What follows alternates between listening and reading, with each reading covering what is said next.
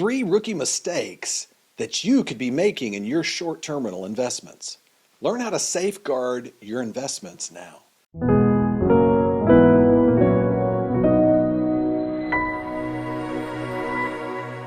Hi, I'm Jeff Hampton with STR Law Guys. Today I want to talk about maybe it's your first short-term rental.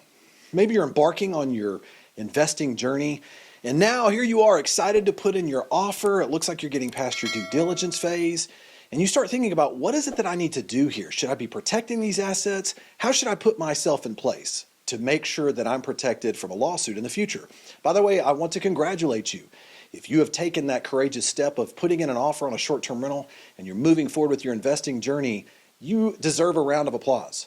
But let's not stop there, right? As you move into your investing journey and you move forward with this, even though this is your first real estate investment, it's the best time to set up your asset protection structure. It could save you both in protection, it could save you in taxes, make it easier for lending in the future, and save you from some unnecessary headaches down the road if you set it up the wrong way.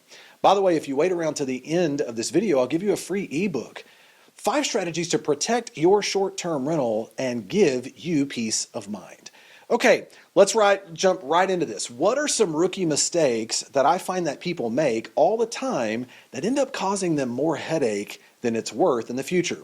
Rookie mistake number 1 is choosing not to attempt to close in a new purchase in an LLC. Now, here's the way I say that. If at all possible, close your purchase in an LLC. What I find so many people do is that they'll go and they'll put in an offer on their first short-term rental, they'll close in their personal name.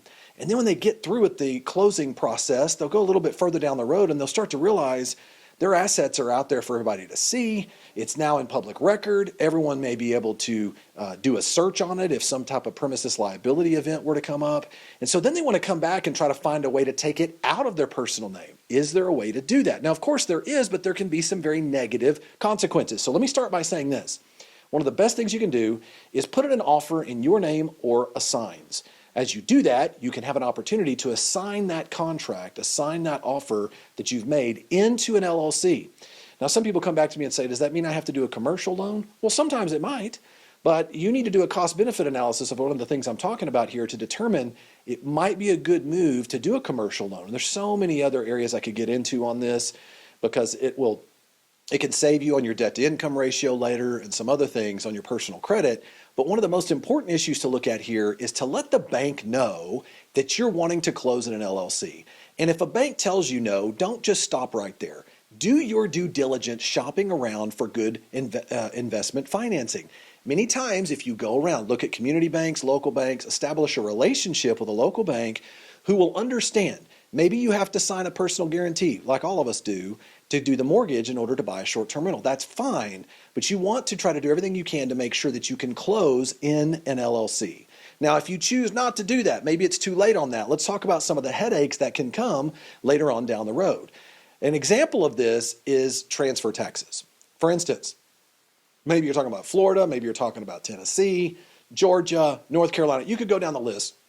Many states, in fact, it's more common than not, many states have what's called a transfer tax. If you move something from your personal name into an LLC or other entity, they characterize that as a transfer of that asset, and as a result of that, you can end up paying a tremendous amount in taxes. Now, look, there are exemptions to that. There are ways to be able to potentially exemptions and exceptions that you can get around those depending upon your state.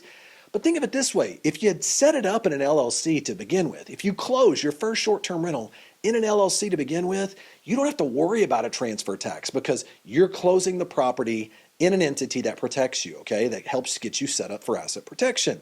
So that's number 1, is a transfer tax. Number 2, in addition to transfer taxes, you could also run into an issue with the due on sale clause in your mortgage. Now, when you're doing a residential mortgage, look, the reality of it is you took out a contract between you and the mortgage company, not your new LLC that you're trying to set up in your mortgage company. Now, I know I've said this many times before. I don't really get too nervous about the due on sale clause.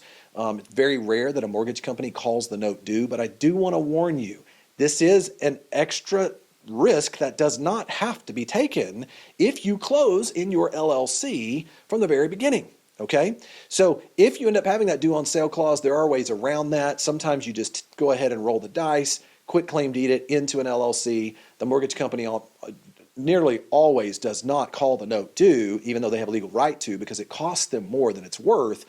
Or you end up having to use what's called a land trust. And a land trust is actually a way to be able to bring that asset into a land trust that's then private. No one can see it. You have some anonymity. And the transfer of that beneficial interest into the LLC can be something that actually is protected under federal law. The Garn-State-Germain Act protects the bank from actually calling the note due.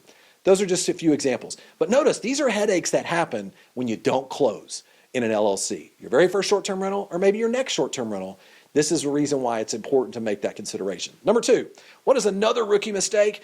Well, another rookie mistake is setting up an LLC and deciding that you're going to close all of your future properties into that same LLC. Now, why is that a rookie mistake? Well, the reason why is it's never really a good idea, unless you're talking about some very low-valued properties that you're less concerned about risking the exposure to. It's never a good idea to put multiple properties into a single LLC. And the reason why is because if there is a liability event, let's say a premises liability event at your short-term rental, and you've got 4 other short-term rentals in there, what do you think is going to happen? In that situation, all of those properties in that LLC are at risk because they're all under the same entity structure. So I remind people, ideally, you want to have one property into one LLC. Each and every property is assigned into its own LLC. And what does this do? It segregates each property, isolates the risk, and makes it much more difficult to tie in all of your assets into a single lawsuit, okay? So, rookie mistake, don't close all your properties into one LLC together, all right? Now, what if you already have a bunch of properties in your own LLC? Maybe you got one LLC and you've got 3 or 4 properties in there.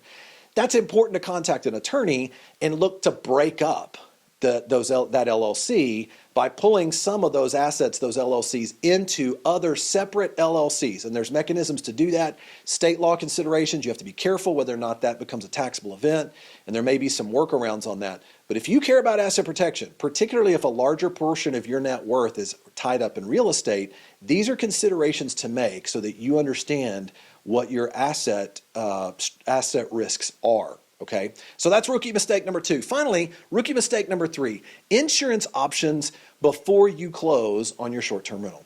What do I mean by this? This is probably one of the most common mistakes that I see happening all the time.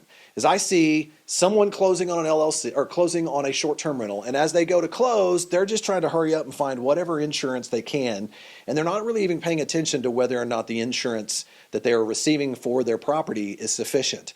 And what I mean by that is commercial insurance is a must.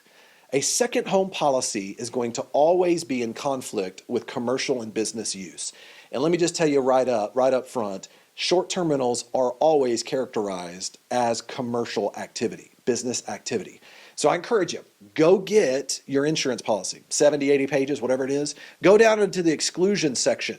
When you look at that exclusion section, almost all of them are going to have some type of business exclusion, some sort of commercial activity exclusion. And I can tell you right now, if you see that within there, your short-term rental is not getting the coverage you think you're receiving. So let me break this into it very quickly. And by the way, I encourage you, I have other videos. I'm doing an in-depth video on short-term rental insurance and considerations that you need to take into effect whenever you're buying insurance for your short-term rental. So I encourage you to go to that YouTube video and check that out. But let's talk about it for just a moment. Premises liability coverage. Generally speaking, what is that? Premises liability. That means if something happens for which they claim, a personal injury attorney might claim you were negligent. Maybe you did something negligent in the upkeep of the property, something you didn't take care of, a rug that shouldn't have been moved, shouldn't have been where it was, slip and fall, someone seriously injured. Well, generally speaking, it's a good idea to have $1 million of coverage for premises liability for each short-term rental property you have. Now, I've seen many policies, and I feel like every time I look at one, very few of them say $1 million. Many of them say $250. Many of them say $300. You want to get at least $1 million, and if your property is more of a luxury property, you may want to consider doing even beyond that, looking to do $2+ million or so. Because here's the key: every additional amount that you add to that, your premium goes up a very small amount. So many times it's worth doing that to give you the extra coverage. Okay. Also, dwelling coverage. Do you know if you have enough coverage to rebuild at current costs? And what I mean by that, A lot of people in the Smokies went through this when there were all the wildfires that went through there, and many people did not have enough coverage for their dwelling, which means if everything burned to the ground, they didn't have enough money to rebuild at current costs for builds, okay? And so the reality of it is you need to assess that and make sure that you're making sure that that's up there where it needs to be so that you're not left with an enormous amount. I met several people who had $200,000, $300,000 that they were having to now cover on their own because of that shortfall on their dwelling coverage, okay? Now, what about loss of income? This is critical for short-term rental. And in fact, if you just have a regular second home policy, this is not even something that's going to be brought up. But think about this. Let's say something happens to your property. How are you going to stay afloat, continuing to pay the bills and cover the carry costs on a rebuild? Let's say you got to rebuild a property, or you have to rehab it, or there's some things that have happened to it now that are not making it available to be rented. You need to make sure that that loss of income is included as part of your insurance package so that you can take care of yourself and be able to cover your expenses and not go bankrupt if something bad happens, particularly if an actual guest does something that causes this damage, okay? So those are some of the biggest things. By the way, those are the 3 rookie mistakes that I see. There's a lot more than that. But remember, I want to encourage you to go look at some of my other videos, because at the end of the day, you need to make a determination. If it's your first short-term rental, or maybe it's your 10th short-term rental, there is a good, a better, and a best approach to asset protection. What is the good? The good is to at least get it out of your personal name, put it into each property into its own LLC. Okay, then you get to the better. The better is to move up to a holding company strategy, where not only is each property in its own LLC, but you have a holding company that owns each single member LLC. And that holding company strategy, the good, many times people use a Wyoming LLC that helps provide privacy, so people do not know you own it. Okay, it helps take your name off of the deed records.